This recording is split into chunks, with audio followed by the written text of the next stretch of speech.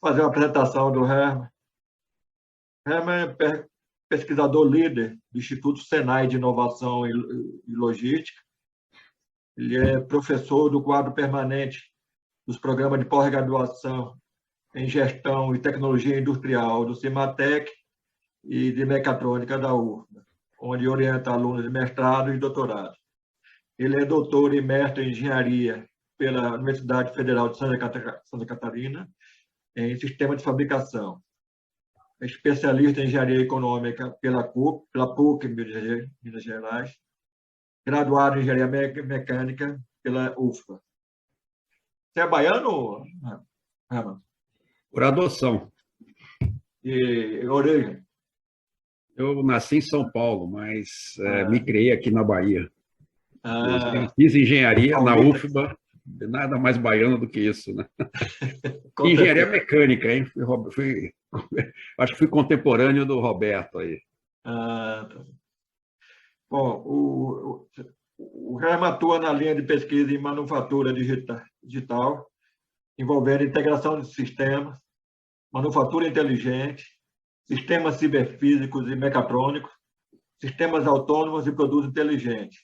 Ele coordena o grupo de pesquisa em integração digital para a manufatura avançada, que é um grupo consolidado do CNPq. Herman, agora é com você aí. Tá, deixa eu compartilhar aqui. Um momento.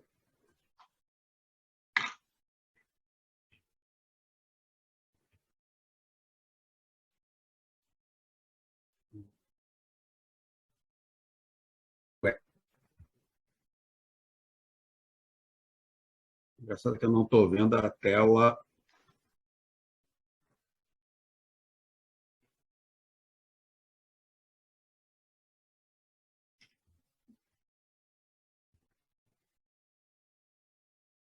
Maurício, qual é a tela que você está vendo aí, hein?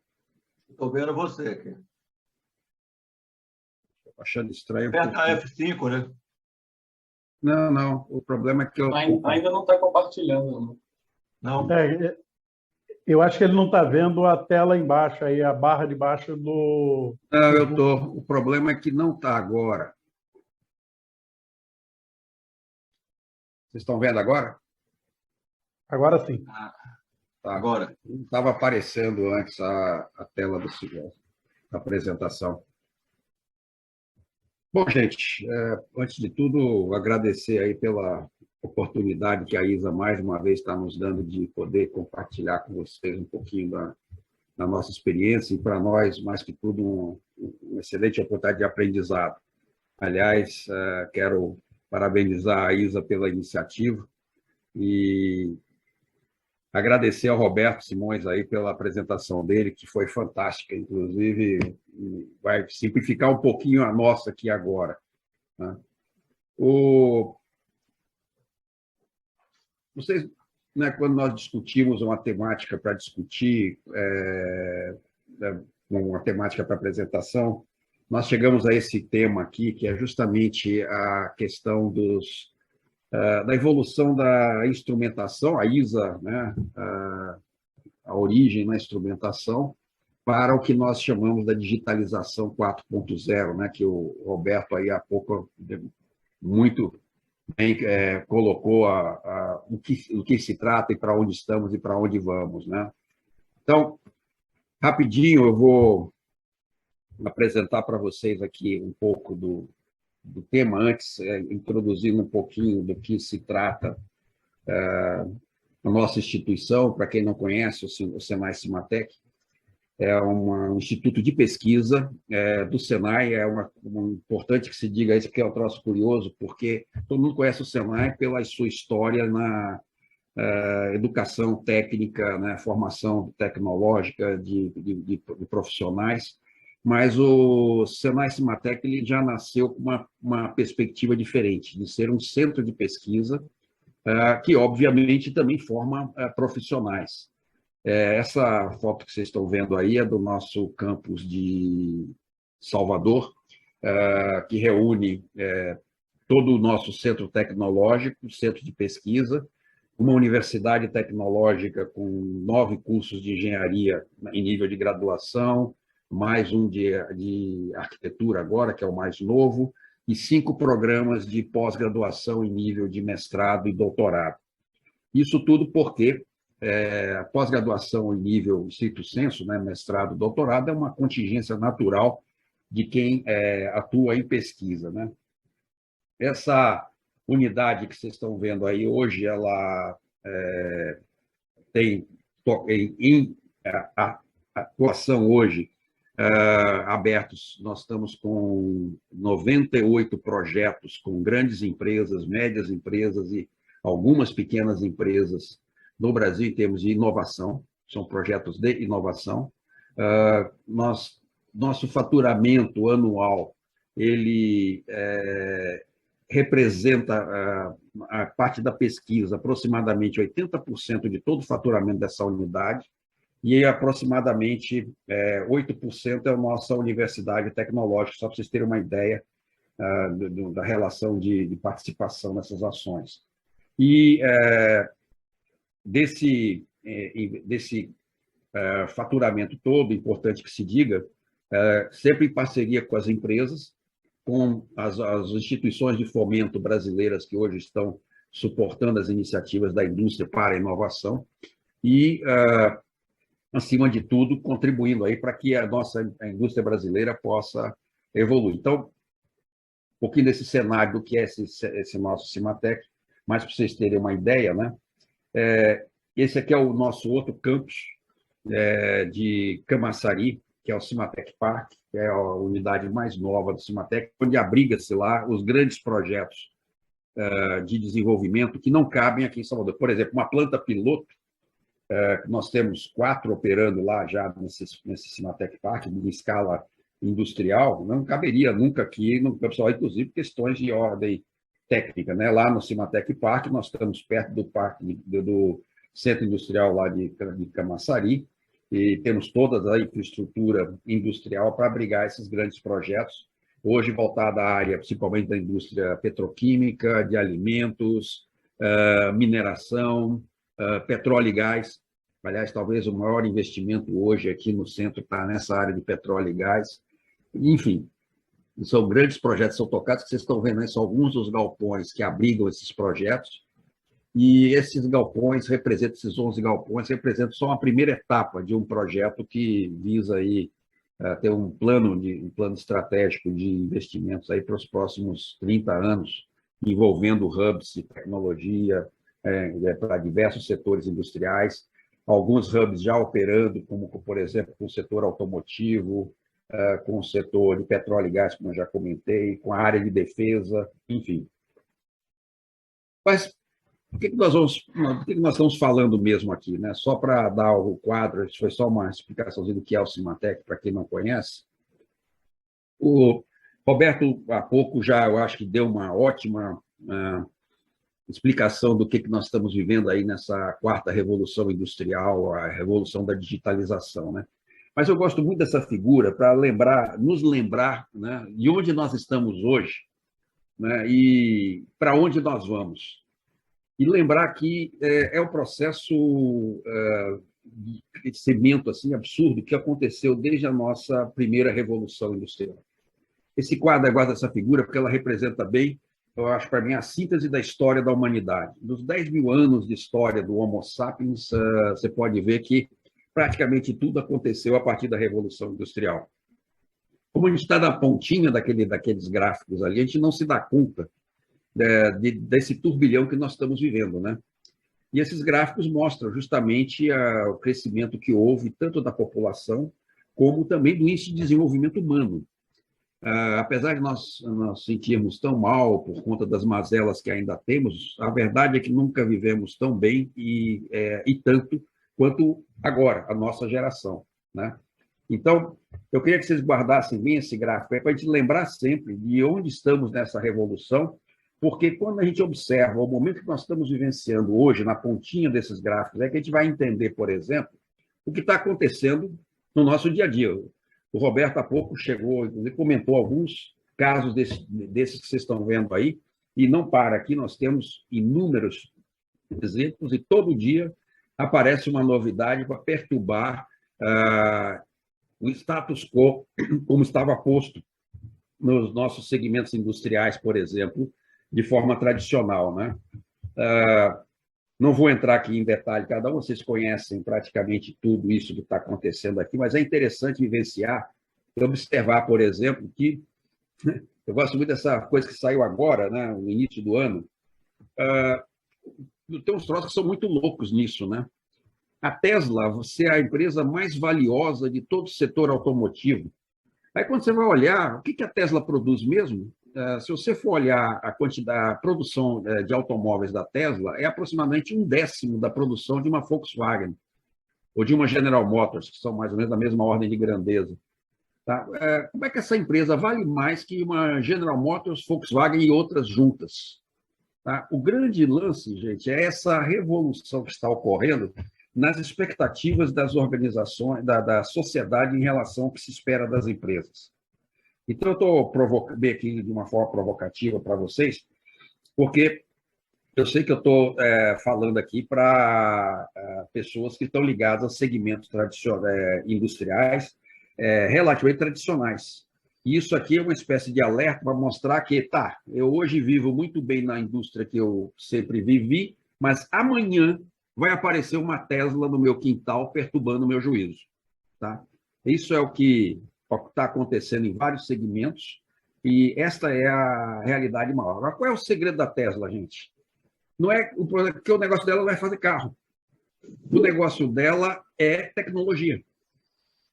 O grande segredo dela é que ela, mais do que produzir carros, ela produz uma opção de mobilidade digital com a tecnologia digital embarcada enorme, com a perspectiva de um veículo inovador e que os clientes adoram.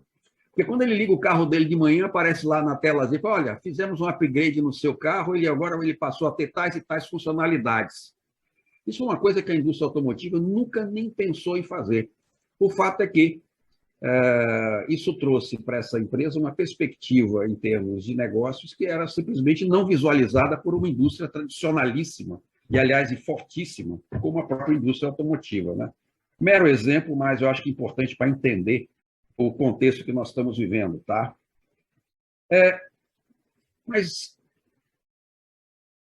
preâmbulo feito, vou entrar um pouquinho rapidamente aqui, eu acho que vocês já estão bem familiarizados com essas. O que é essa quarta revolução industrial? Né? Nós saímos da produção em massa lá da segunda revolução industrial para a automação, que é típica da terceira revolução industrial, que é bem a base de todos os conceitos que hoje a nossa indústria, por exemplo, petroquímica, química, opera rotineiramente, para uma quarta revolução industrial baseada na digitalização e com sistemas ciberfísicos, que é um termo, está lá no título da apresentação, mas eu não expliquei na ocasião, né? O que é esse tal de sistema ciberfísico, às vezes mal compreendido, que é o tema da nossa discussão aqui agora, tá? Talvez para entender, eu acho que é interessante voltar aí à terceira revolução industrial e ver aquela figurinha ali do robô. O que é aquele robô que vocês estão vendo ali tipicamente, né? Um sistema mecatrônico. O que é um sistema mecatrônico? É um dispositivo que agrega mecânica, eletrônica, software embarcado e controle para exercer uma função a qual você pode programar, ele opera, etc. e tal, muito bem. Isso é tipicamente um dispositivo mecatrônico. Mecânica, mais eletrônica, mais software embarcado, mais controle operando de maneira integrada. E como vocês podem ver ali naquela figura, enjaulado, porque é um sistema dedicado, que não fala com o mundo de uma maneira objetiva, a não ser através de interfaces muito básicas de comunicação para programação, simplesmente para manutenção, mas não para interação. Tá? Isso é típica tecnologia da indústria 3.0, automação, mecatrônica. Tá? E o que é um sistema ciberfísico?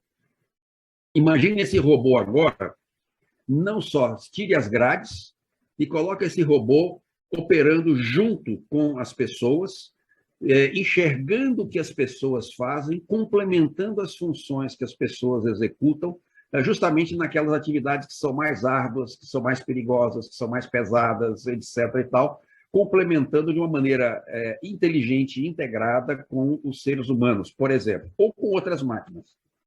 Então, eu diria agora, isso aqui já deixa de ser um sistema mecatrônico e passa a ser um sistema ciberfísico. Qual é a diferença? É um sistema que engloba mecânica, ok, eletrônica, software embarcado, controle e capacidade de comunicação e conectividade. Então, o segredo, a novidade aqui dos sistemas ciberfísicos é a capacidade de comunicação e conectividade que se agrega aos dispositivos típicos da nossa terceira revolução industrial. E essa é a base, então, da nossa estrutura digital dessa nova sociedade que está se apresentando aqui para nós agora, ok? E o que isso é importante, né? Se você olhar dessa evolução dessa indústria, dos processos padronizados, passamos para os processos automatizados, agora eu posso falar, então, dos processos adaptativos. Eu posso falar de processos em que os meus sistemas ciberfísicos, porque eles estão se comunicando e há conectividade, eles interagem entre si e com humanos, visando se adaptar às situações que se colocam, por exemplo, para produções personalizadas, para atuação de forma integrada ante um episódio qualquer fora da rotina prevista, de uma maneira preditiva quando necessário, quando se trata de um problema por exemplo, de manutenção, e por aí vamos, né? Essa capacidade adaptativa é inerente a esse sistema, graças a esses sistemas ciberfísicos, ok? Bom, do ponto de vista operacional, se eu tinha na primeira revolução industrial os artesãos, na segunda revolução industrial uma mão de obra adestrada, e aqui eu gostaria de retornar um pouquinho na história, gente, lembrando que quando Henry Ford criou a linha de produção, início do século XX, ele contava com uma mão de obra analfabeta. Praticamente 95% da população dos Estados Unidos no início do século era analfabeta e morava no campo. Não era o ambiente ainda industrial, o ambiente urbano era uma novidade. Né? Isso aliás, foi justamente essa segunda revolução industrial que começou a inchar, vamos dizer assim, as cidades, né? Então, o que eu tinha? Um pessoal com uma qualificação muito baixa, que dependia, obviamente, de um treinamento muito básico, literalmente de adestramento, e daí surgiu toda aquela pirâmide, né? Do que precisava para isso ter o capataz, que se controla esse pessoal, que o capataz do capataz, o supervisor do capataz, o chefe do supervisor do capataz, e por aí vamos, e se criou aquela famosa pirâmide organizacional típica da segunda revolução industrial. Quando surgiu a terceira revolução industrial, eu agora precisava de gente que operasse, que mantivesse, que programasse esses sistemas mecatrônicos. Aí eu passei a depender agora de uma mão de obra que não podia mais ser aquela meramente adestrada, eu precisava de uma mão de obra treinada. Eu precisava de um pessoal com um nível intelectual muito melhor, capaz de programar um controlador numérico, por exemplo, um CLP, um controlador lógico programável, um robô, e por aí vamos, né?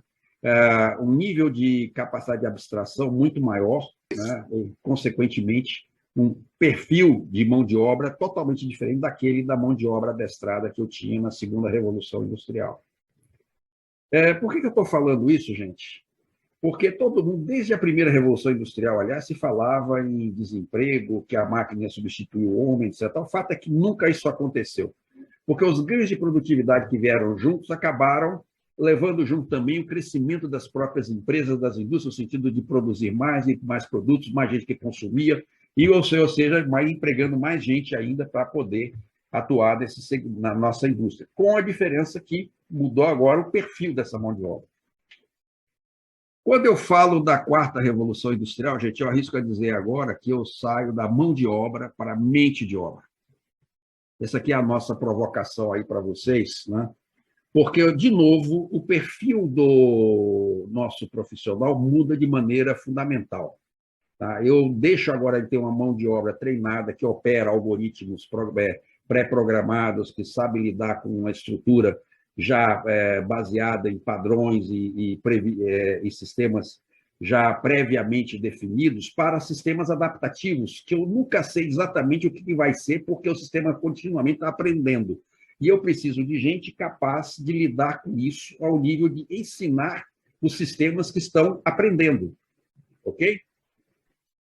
Essa provocação, gente, vem a propósito, né, do conceito aí da nossa quarta revolução industrial. Isso aqui é só uma reflexãozinha para ficar aí para vocês. É um texto do Klaus Schwab, do livro dele, que foi talvez um dos primeiros livros sobre a quarta revolução industrial que surgiu.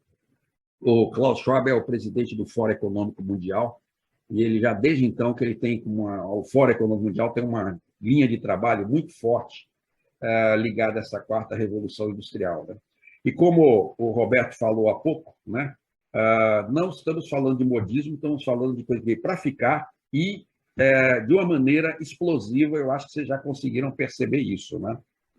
Então, problema. Fiquei muito satisfeito de ver que a nossa Braskem é uma exceção. A apresentação do Roberto achei fantástica, inclusive por causa disso. Por quê? Uma das maiores dificuldades que as organizações têm hoje, eu não sei o caso de vocês que estão assistindo aqui à apresentação hoje, nas suas organizações, é a capacidade das gerências de lidar com esses novos desafios. Literalmente, a alta gerência não está preparada para essa mudança radical que está ocorrendo, não sabe acompanhar e não sabe lidar com ela e não sabe, principalmente, dirigi-la de maneira que suas organizações possam acompanhar essa revolução. Tá? Isso aqui é um dado da McKinsey, né, que mostra bem isso. Tem, inclusive, alguns mais recentes que refletem sempre a mesma coisa. Os desafios são principalmente comportamentais e culturais. Né? Mas, nesse viés aqui, só para lembrar a vocês aquilo que foi até comentado há pouco, né? Quais são essas habilidades que vêm junto, então, gente? Que profissional é esse? Eu falei, saiu aquele profissional da mão de obra, eu preciso agora da mente de obra de quê? Eu preciso de cientistas de dados, eu preciso de engenheiros e arquitetos de dados, gestores de negócio digital, líderes de mudança digital, projetistas e arquitetos de soluções, obviamente digitais, tradutores do negócio digital, especialistas em TI e TA, tecnologia da informação e tecnologia da automação, dentro da nova perspectiva digital, não aquela TI que vocês conhecem do passado lá, que, aliás, é vista como um dos entraves aí nesse processo de mudança todo. Né? Em cima disso, gente, aqui a gente vai ter que trabalhar para essa eficácia digital no sentido de lidar com as tecnologias que a quarta revolução industrial me traz. Esses profissionais, detalhe, eles se existem, são muito poucos, e ainda em preparação. Nós estamos num mundo em que está se criando essa necessidade desses profissionais, e, a bem da verdade, não temos, no mundo inteiro, pessoal devidamente qualificado para atender todas essas demandas na quantidade e qualidade que a gente precisa, tá bom? Esse é o desafio de todas as nossas organizações. Esses profissionais vão ter que lidar com essas tecnologias, gente. O Roberto até comentou sobre elas há pouco, não preciso nem entrar em grandes detalhes sobre isso, e o objetivo nosso aqui também não é esse, falar delas. Isso aqui caberia... Bom, eu tenho uma disciplina que eu trabalho só com essas tecnologias aí de maneira a implementar. Lá na pós-graduação, nós desenvolvemos projetos ligados a isso aqui, nos nossos programas com as empresas de inovação, idem, né? Eu vou, através de exemplos, comentar um pouco sobre essas tecnologias todas aqui, mas o importante é de focar principalmente nessas que estão em azul aí, que são o foco das tecnologias habilitadoras, né, integradas, ok? Que são a chave do nosso sistema para operar, de fato, essa nova indústria 4.0. Notem que tudo aqui passa pelos nossos sistemas ciberfísicos, desde a integração deles, até a parte de aquisição de dados para análise Big Data, usando, obviamente, a parte de conectividade ubíqua. Lembramos que os sistemas ciberfísicos são sistemas que têm capacidade de conectividade e comunicação como elementos intrínsecos, né? Para que eu possa operar isso na nuvem, na borda, e aí, voltando aqui ao exemplo da Braskem, operar no mundo inteiro como se estivesse no mesmo lugar, na mesma sala. O Roberto nos trouxe exemplos fantásticos aqui há pouco. Eu fiquei muito satisfeito de ver que temos empresas brasileiras já caminhando célere nessa direção da indústria 4.0, né? Gêmeos digitais, tecnologias de RPA, né? Robotic Process Automation e blockchain, que são tecnologias novas, emergentes, saindo desse novo conceito, e por aí vamos, né? O desafio, gente, para nós aqui, eu coloquei de propósito essa figurinha à direita, é lembrar que essa plataforma digital precisa falar com o mundo que existe. As minhas plantas já existem, as minhas plantas operam, eu preciso integrar esse sistema com as plataformas existentes dentro de um novo ecossistema digital. E acreditem, esse é um dos maiores desafios. Nada aprisiona mais uma organização do que, por exemplo, um ERP.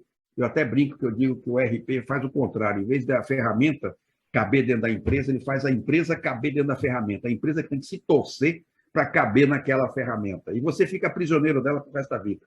Idem com as outras tecnologias legadas que a gente tem que operar e precisa fazer isso evoluir na direção dessas novas tecnologias habilitadoras. Por que eu falo isso, gente? Porque o conceito tradicional, eu tenho certeza que vocês todos sempre trabalharam aí, da pirâmide hierárquica de controle das organizações, está sendo subvertido. Hoje a gente tem que pensar de uma maneira cada vez mais heterárquica. Cada vez mais que cada elemento de produção, cada elemento do meu sistema logístico, cada sistema que opera o meu processo, como do sentido mais abrangente, ele ganha autonomia, capacidade de conectividade e comunicação, e que toma decisões entre si cada vez mais autônomas. Tá? Os modelos mudam daquela leitura hierárquica em que alguém lá em cima decide e vai descendo até lá a operação do campo algorítmica, baseada nos algoritmos pré-programados, para sistemas baseados em negociação, autonomia e tempo real autodeterminado. Ou seja, é o próprio sistema que determina sua autonomia e a sua demanda em termos de tempo real e por aí vai. Tá? Isso implica em conceitos de descentralização, mobilidade, não vou entrar aqui, nós já comentamos um pouco sobre isso, e principalmente a questão aí de cooperação e orientação a serviço, que passa a ser intrínsecos ao modelo heterárquico, que agora é emergente. Tá? Através dos exemplos que eu vou comentar em seguida, vai ficar um pouco mais claro para vocês perceberem isso. Tá?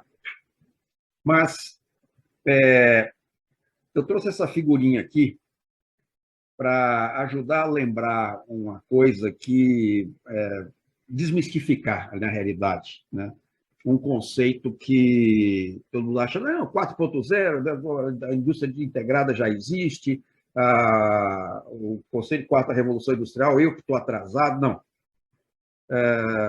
Acreditem, pouquíssimas organizações estão no nível da visibilidade ali que vocês estão vendo, tá? No sentido de um sistema realmente integrado. O que é o nível da visibilidade? É aquele primeiro nível que eu pretendo para que aquele meu sistema heterárquico possa operar, que é eu saber o que está acontecendo. Eu saber como é que uma máquina minha está operando, como é que aquele meu processo está se comportando, e conseguir, dali, enxergar simplesmente os meus processos e entendê-los. Aí já vem a etapa de transparência, que é uma etapa em que eu já tenho, de alguma forma, elementos com estatística, com base, etc. e tal, que permite eu entender por que aquela máquina está vibrando, por que está havendo aquele desgaste de bancal, por que os elementos de reator estão se desgastando mais rápido, por que está ocorrendo aquela corrosão mais acelerada que não estava não era historicamente prevista, mas eu consigo entender um pouco porque eu tenho dados que eu obtive a partir da visibilidade que eu pude obter pela instrumentação que eu incorporei no meu sistema. Instrumentação ciberfísica, vocês vão ver em seguida. A próxima etapa, gente, desse processo, né, que em direção à nossa indústria de fato integrada, é o da predição, né, que o Roberto até colocou há pouco, né? Eu já tenho dados que me geram informação que permitem... Gente, um parênteses aqui. Dado, para nós, hoje, é uma mera matéria-prima. Dado, daí o termo Big Data, né? Big Data nada mais é do que um monte de matéria-prima, de dados, um monte de dados que me serve, agora sim, para eu poder analisá-los, entender para eu gerar informação e, para gerar predição, eu agora já preciso gerar conhecimento a partir da informação. Então, eu brinco sempre que eu digo o seguinte, todo mundo fala que, não, o estado da arte agora é você poder fazer você colocar uns sensores para você poder monitorar a máquina, para poder você poder prever, ou melhor, monitorar a vibração de uma máquina rotativa, por exemplo. Tá bom. O detalhe é o seguinte, dificilmente uma vibração ocorre e o problema está nela. A causa fundamental de uma vibração quase sempre, não, sempre estará fora do fenômeno vibração. Ou foi um desbalanceamento, ou foi um problema de corrosão, de erosão, de desgaste, etc. e tal. Alguma coisa está acontecendo que está provocando a vibração. A vibração é uma consequência. Tá? Então, para eu poder fazer predição agora, eu preciso ter dados de tal magnitude que eu enxergue todo o contexto do meu processo, de maneira que eu possa entender o que está acontecendo e ver, olha, dado que essas variáveis estão ocorrendo desta maneira, a máquina vai começar a vibrar, e quando começar a vibrar, eu vou ter tantas horas para poder emitir tal reparo. Aí sim eu estarei, de fato, atuando em nível de predição. Tá? A última etapa desse conceito de integração digital é a da adaptabilidade. A adaptabilidade é uma situação, gente, em que o processo se auto-otimiza.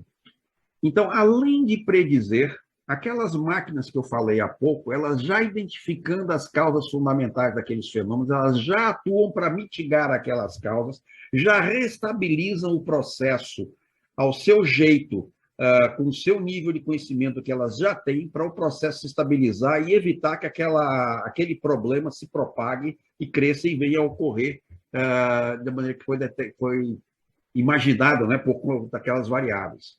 Ou eu posso ter um processo em que eu posso adaptar a minha planta a ela produzir os produtos de acordo com os grades que os meus clientes pedem, porque, dado todos os meus históricos de produção, das minhas condições de operação, eu já tenho todos os elementos para formatar a minha planta para ela produzir aquele grade específico que o meu cliente me pede de uma maneira totalmente personalizada. Isso é uma viagem, né, gente?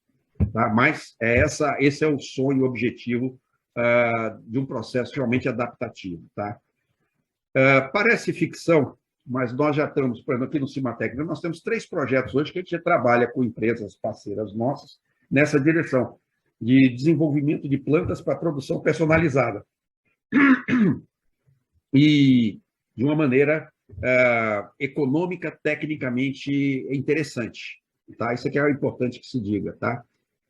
Bom, a boa notícia, boa ou má notícia, sei lá, mas a notícia importante disso tudo aqui é dizer o seguinte, gente. Acreditem, a grande maioria das nossas organizações está ainda no nível da visibilidade, que já investiram no conceito da indústria 4.0, da 4ª Revolução Industrial, está no nível da visibilidade. Umas poucas já atuam em alguns processos ao nível de transparência, menos ainda em nível de predição. Um estudo da Deloitte recente, do final do ano passado, detectou 4 unidades de grandes empresas multinacionais, 4 unidades, não são 4 grandes empresas, hein? 4 unidades de empresas que que já chegaram ao nível de adaptabilidade em alguns de seus processos. Tá? Eu estou insistindo nesse ponto para que vocês entendam que o seguinte é uma caminhada, que mal está começando, ou seja, o trem está passando, o que o próprio Roberto comentou há pouco. A história está correndo e a gente tem que correr junto para não ficar para trás, tá bom? Bom, dito esses conceitos, a ideia, então, gente, do tal sistema ciberfísico é desmistificar um pouco aquela ideia da instrumentação que a gente tem, né? Que é normalmente uma instrumentação dedicada, baseada em field bus, etc. e tal, enxergar que há uma nova realidade posta aí que complementa tudo isso que a gente já tem de uma maneira bastante eficaz para eu poder agora, de fato, instrumentar todos os equipamentos, máquinas, dispositivos dos meus processos a um custo viável, sem depender de uma infraestrutura pesada, né, baseada no que a gente chama aqui de plataforma digital, que a gente apelidou aqui de plataforma digital de produção avançada. Esse dispositivozinho que vocês estão vendo aí foi desenvolvido aqui no próprio Cimatec como para atender a demanda de pequenas e médias empresas que não podem, né, investir muito dinheiro em seus processos, mas que permite que eles possam ter o nível de competitividade que qualquer grande empresa tem, e ser uma Tesla. Aquela pequena empresa que vai subverter o seu grande negócio, porque eles estão entrando dentro de uma nova cultura, uma nova perspectiva, né? O que essas plataformas digitais fazem, gente? São sistemas sensores. Eu posso acoplar em cada uma delas aí, até dependendo do tipo, são sensores analógicos ou digitais, ou de pulsos, 8 até 12 sensores em cada módulozinho desse aí, que custa barato, que tem a capacidade de comunicação wireless. Eu não preciso depender de uma infraestrutura cabeada para operar, com uma boa capacidade de imunidade para comunicação em ambientes hostis, né, do ponto de vista de eletromagnético, e que permita eu agora entender o que está ocorrendo no processo, ter visibilidade do processo, predizer o que acontece nos meus processos de uma maneira barata, simples e efetiva. Tá?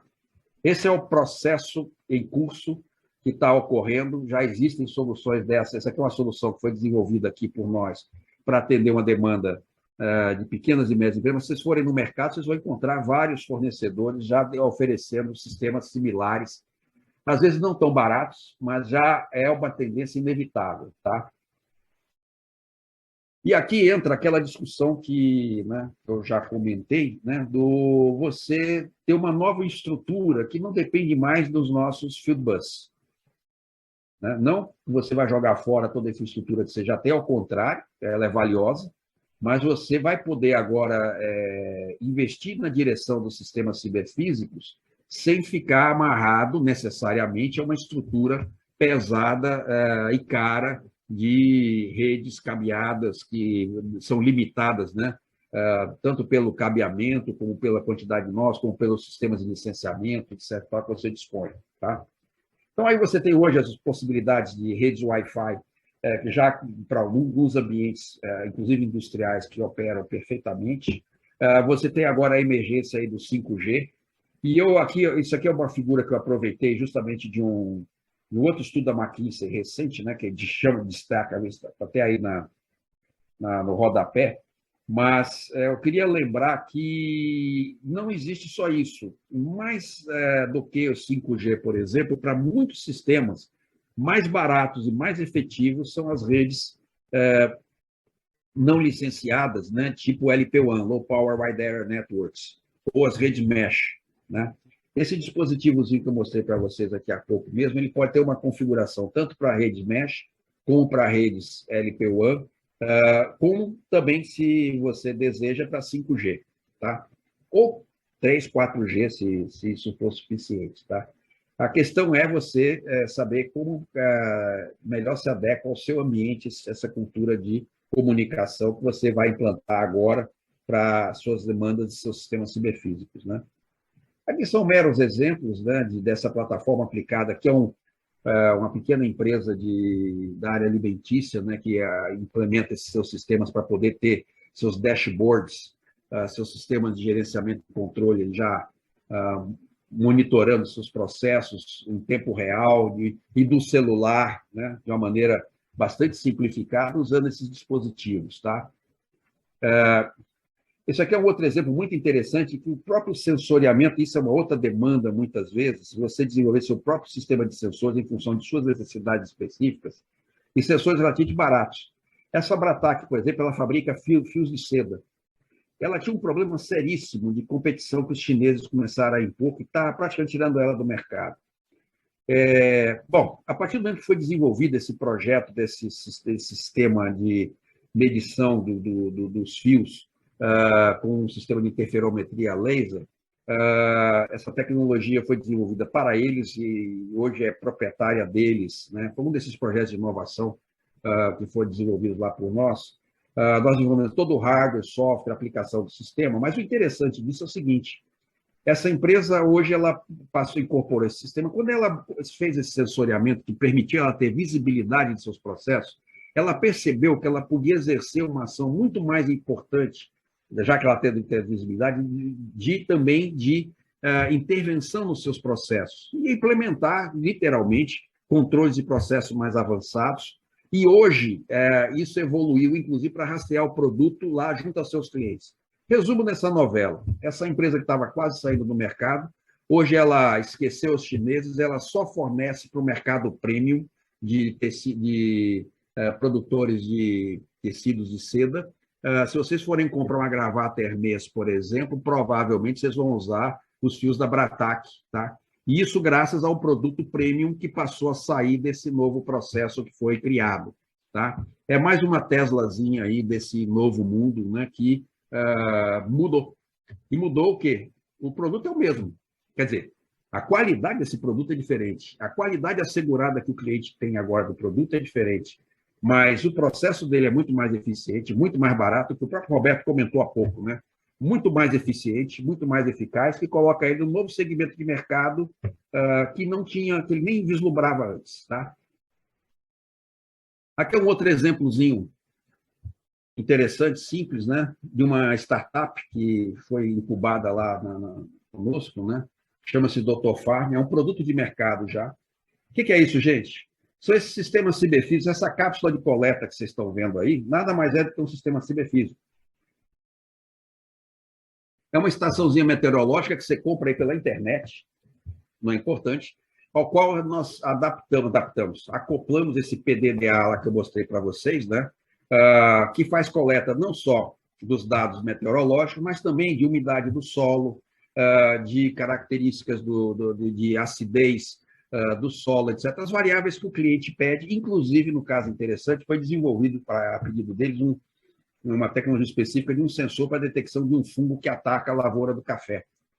E hoje ele consegue, gente, lá do celular dele, simplesmente observar o seguinte: olha, dado que, naquele talhão verde claro ali, dado que começou a aparecer um sinal da presença desse fungo, dada a velocidade do vento, dada a umidade do solo e do ar que eu tenho hoje, podemos predizer que vai ocorrer essa propagação do fungo de tal forma, em tal intensidade, em tal direção, e já se sugere a aplicação do defensivo de onde para onde, quanto e que quantidade, etc. e tal, operado de um celular. Tá? O caminho que isso faz é o seguinte: é uma rede mesh lá no campo. Vamos lembrar que em fazenda eu não tenho celular, não tenho internet, não tenho nada disso, mas foi configurada uma rede em que as próprias estações são os caminhos de comunicação desses sistemas ciberfísicos, que até que se conecta lá na frente a outros sistemas, aí, ou de celular, ou de satélite, ou, enfim, as redes, o sistema é configurável para levar para o servidor, que vai tratar a inteligência desse processo todo, e o aplicativo no celular que vai gerenciar isso tudo. Simples assim. Tá? Isso é produto, tá? Já no mercado. Então, gente, sintetizando essa discussão toda, né? Eu posso hoje ter em todas as minhas plantas, todo um sistema em que agora, se eu entender não mais o meu processo de uma maneira fechada, mas de uma maneira em que eu posso fazer os meus sistemas ciberfísicos interagirem, colocando inteligência neles, inteligência na borda onde possível, inteligência na nuvem onde necessário, eu consigo ter níveis de desempenhos e previsões, predições, indicadores, é que eu não tinha antes, tá? Eu posso agora, inclusive, para mim, uma das tecnologias habilitadoras mais importantes desse conceito todo, que é a de gêmeos digitais. A partir do momento que eu tenho dado, que eu posso gerar informação, eu posso trabalhar para gerar conhecimento. Eu posso ter no meu gêmeo digital todos os meus modelos, que eu posso, inclusive, ir aperfeiçoando à medida que eu tenho mais informação sobre os meus processos, para melhorá-los, para otimizá-los, para adaptá-los a novas circunstâncias, a novos produtos, a novos grades, a novas possibilidades de mercado, a novas fontes de matérias-primas, a nova integração de fornecedores e por aí vai. Tá? Isso aí é só vocês terem uma ideia do nível de provocação que a gente pode ir, mas é perfeitamente visível isso aí, hoje, com as tecnologias que nós já temos, ok? E a custos nada absurdos, tá? Isso aqui é só para mostrar a vocês, né, que isso pode ter justamente toda essa questão da lógica de integração do meu sistema logístico, integração de fornecedores, prestadores de serviços, de forma que os meus produtos, inclusive, estejam conectados. Lembra o caso da Bratac, né? Em que eles estão realimentando os meus processos continuamente a título de poder aperfeiçoá-los, e vamos nessa linha, né, caminhar para a predição e adaptabilidade dos meus processos. Lá na ponta, eu tenho uma situação em que eu vou poder agora ter uma leitura completa, né? Os meus clientes agora empoderados, que eu diria agora, como os clientes da Tesla, eles se chamam de usuários, porque o produto para eles menos importa, porque eles estão interagindo com o produto e com o fornecedor em tempo real. Esse usuário está realimentando o seu sistema, seu gêmeo digital e seu mundo real, com dados de utilização, com dados que permitem você personalizar o produto de acordo com as características regionais. Vamos lembrar que o Brasil, por exemplo, é um país enorme, né? Que lá no sul hoje pode estar frio, mas aqui está quente e úmido. Em determinados lugares eu tenho inverno que neva, em outros lugares que não neva nunca, é sol o ano inteiro, mas que eu posso simplesmente ajustar a minha produção e os meus produtos à necessidade daqueles meus clientes específicos, ajustando todo o sistema logístico de distribuição, que passa a ser parceiros desse processo, porque eles é que estão realimentando com os dados de consumo, as preferências, né, as previsões de mercado que estão acontecendo, para que você possa tomar decisões e ir adaptando seus produtos e sua produção a essas necessidades. E lá na outra ponta, na cadeia de fornecimento, você já saber todas as previsões de safras, de dados de produção, das características das suas matérias-primas que estão chegando, antes de você poder, inclusive, recebê-las. E já sabendo, dadas as características da matéria-prima que está chegando, que eu já conheço de antemão, eu já posso planejar a minha produção, ajuste fino, gêmeo digital rodando, planejar minha produção para ajustar para aquelas matérias-primas que estão chegando, com aquelas características específicas, dadas a sazonalidade, dadas as características que o mercado impõe, enfim, dadas as características daquele fornecedor específico, e por aí vai. Tá bom? Oi, Herman. Eu queria avisar que estava faltando 5 minutos, já passaram 5 minutos, né? Podia dar uma acelerada aí. Não, esse aqui já é o último slide, é só mais um exemplo, tá, de um projeto que a gente tem com a Embraer, que é aquela história do sistema ciberfísico que voa, né? Esse projeto foi desenvolvido com a Embraer, um sistema de sensoriamento, sensores específicos, para monitorar os que eles chamam de fasteners, né? Os prendedores, que eles não gostam que chamem de rebites especiais, aqueles que ligam partes estruturais críticas da aeronave, tá? Esse sistema de sensoriamento, ele vai adquirindo dados em tempo real enquanto o avião está voando. Então, suponhamos, o avião passa por uma turbulência, o piloto já está vendo ali em tempo real o que está acontecendo com toda a estrutura da aeronave. Se surgir alguma anomalia, ele sabe como tomar decisões, porque o sistema já vai informar para ele a situação e o que ele pode fazer o que ele precisa fazer, dada aquela situação específica, se for o caso, tá? Isso ocorrendo enquanto o avião voa. Quando o avião aterriza, um operador de terra, ele pode chegar na aeronave, coletar os dados por Wi-Fi, analisar como é que está a estrutura a situação da aeronave e, se necessário for, já intervir no processo ali. Detalhe, aquilo que o Roberto falou há pouco. Esse avião pode estar no aeroporto lá de Petrolina, né, sem estrutura técnica especializada do local, mas tem um técnicozinho lá com óculos de realidade mista, acoplado, que o pessoal lá de São José dos Campos, lá da Embraer, vai assessorar ele. Olha, você vai orientando ele como se dirigir, ele já consegue enxergar o que está por trás ali da aeronave, o que ele precisa fazer, o próprio óculos guia ele o que fazer, em termos da intervenção, já assessora ele em todo o processo decisório e ele já opera de acordo com como se fosse um técnico especializado, e com o suporte do técnico especializado lá em São José dos Campos em tempo real. Tá? Isso é produto. É um produto que foi desenvolvido para a Embraer, que a Embraer disponibiliza para os seus clientes como um serviço, e os clientes adoram, porque tem uma questão simples nisso tudo aí. Você imagina um avião desse ter que ficar parado para fazer uma manutenção, porque você precisa de um técnico especializado, vindo lá de São José dos Campos, sabe Deus de onde, que o avião está lá em Petrolina, ou sabe Deus o quê, onde, para fazer uma manutenção, quando uma tecnologia dessa digital, baseada naqueles meus sistemas ciberfísicos integrados ao sistema de realidade aumentada e virtual, que eu chamo de realidade mista, esse conjunto, né, que esse óculos aí permite, né, eu fazer isso tudo de maneira efetiva, real, isso hoje. Tá bom, gente? São alguns exemplos para mostrar a vocês o impacto em que nós estamos vivendo, para onde nós vamos. Eu espero ter ajudado de alguma forma nessa discussão. Fico aqui disponível para as perguntas. Tá bom? Com você, Maurício.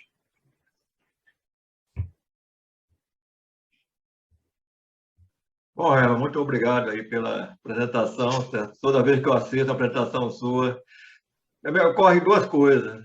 Primeiro, eu fico extremamente motivado, mas também, ao mesmo tempo, extremamente assustado, né? Porque é muita coisa, né? Quando você me mostra aquela curva ali, né, que a gente está, né, ainda está a derivada é altíssima, né? Então, realmente é bem assustador. Aí, aproveitando isso, uma pergunta do Jerônimo, né? Como formar essa mão de obra para atender isso tudo? Porque realmente é muita coisa e, como você falou, falta no mundo tanto em quantidade quanto em qualidade. É verdade. E esse é o grande desafio hoje, tá? Bom, nós temos, viu, Maurício, só para referência, nós temos hoje, até aqui no Cimatec não é a única instituição que faz isso não, tá, gente? Isso está, obviamente, que se disponibilizando em várias instituições que estão operando e dispondo recursos desse tipo para as novas tecnologias digitais. Mas nós temos hoje, aqui no Cimatec, por exemplo, vários programas de formação, desde o nível técnico até nível de mestrado e doutorado. Nós estamos, inclusive, para começar agora, vai ser lançado agora, início de dezembro mesmo, um programa de formação de especialistas em gêmeos digitais. E o interessante desse programa é o seguinte, é mão na massa. É um programa voltado para empresas, é um programa em que a ideia é que a empresa traga seus problemas, ou seu desafio, não problema, mas o que ela gostaria de ver assim, mais importante para ser feito em termos de um gêmeo digital, e ao longo do curso, a equipe da empresa que está fazendo o curso vai desenvolvendo toda a tecnologia, o conhecimento, etc. e tal, inclusive podendo até vir a se certificar como especialista em gêmeos digitais. Tá? É um programa que deve estar começando a entrar, ser disponibilizado aí a partir do início do ano que vem, e vai ser lançado agora, oficialmente, no início de dezembro. Agora já, proximamente aí. Tá? Esse é um exemplo, tá? Mas o fato é o seguinte, reciclar nosso pessoal é o segredo do sucesso, viu? E o curioso, Maurício, isso é o seguinte, que a nossa experiência mostra que o nosso pessoal técnico, o nosso pessoal que está ali no campo, metendo a mão na massa, ele é o mais interessado nisso. Tá? Ele tem motivação, ele tem vontade, é só dar corda para ele que as coisas começam a acontecer. A gente precisa ter uma vontade das empresas, literalmente, de investir nisso. Tá? E eu acho que essa é parte do problema. Parte do problema no sentido de que as empresas sempre têm aquela história, pô, mas custa, mas não sei o quê, porque aquela visão sempre do orçamento do ano, do retorno que tem que dar até o final do ano para os acionistas, etc. e tal, e deixa de enxergar essa necessária demanda de longo prazo que a empresa precisa investir hoje no seu pessoal, porque o segredo não está mais nas máquinas, nos equipamentos, o segredo está no pessoal que vai fazer essas máquinas aprenderem, continuar aprendendo com eles. Tá? É isso que as empresas precisam começar agora a acordar, né? Excelente. Tem uma pergunta aqui de Jerônimo. Todos os desenvolvimentos tecnológicos foram realizados pelo Cimatec ou existe alguma startup incubadora que trabalha em conjunto?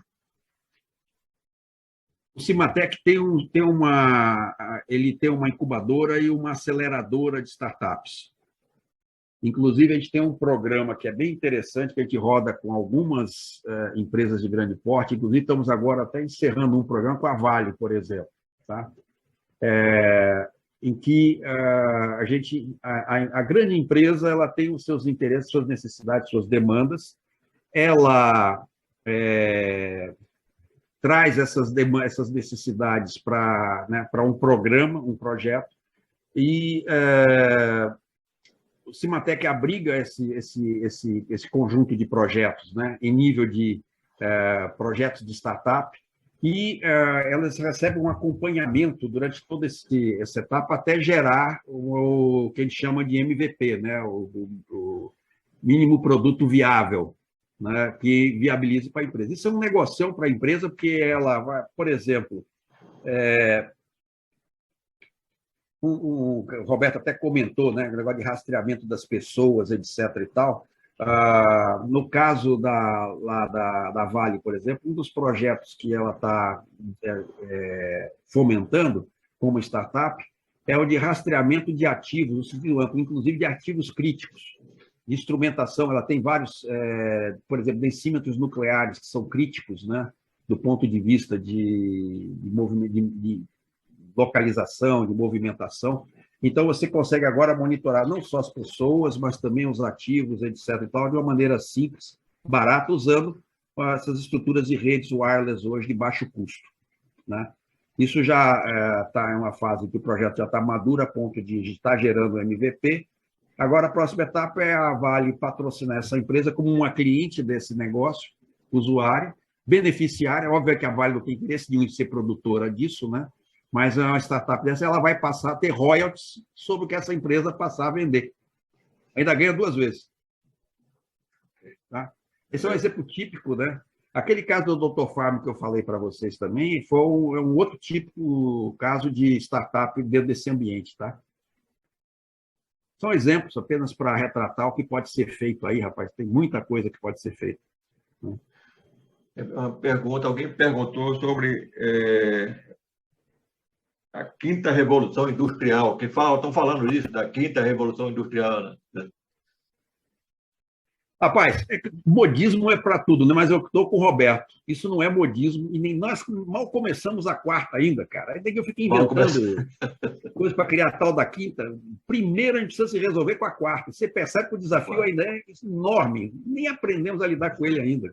Então vamos primeiro aprender com a quarta. A quinta virá quando vier o metaverso aí, mas isso aí já é um mundo que nem o Facebook sabe o que é ainda. Uma pergunta, além da parte técnica, de formação técnica, o Cimatec tem alguma coisa para formar as lideranças gerenciais nessa área? Tem. Existe um programa específico de formação de líderes, né? De líderes digitais, que a gente chama, né? É um programa de formação em nível de especialização, de novo, né? Que é disponibilizado aí para a comunidade, sim. Tá? E, aliás, deixa eu até fazer um parênteses aqui, porque eu sei que tem gente que não é só daqui da Bahia. Esse é um recurso que outros Senais também já estão disponibilizando. O Senai Nacional tem feito um trabalho integrado nesse sentido de procurar atender a comunidade brasileira, né? Porque é aquilo, né? Se um dia o Senai formou os técnicos da indústria 2.0, depois os especialistas da 3.0, agora a gente tem que estar ajudando as empresas a formar os seus 4.0. Então, é um dos objetivos hoje do Senai, sem dúvida. Uma pergunta,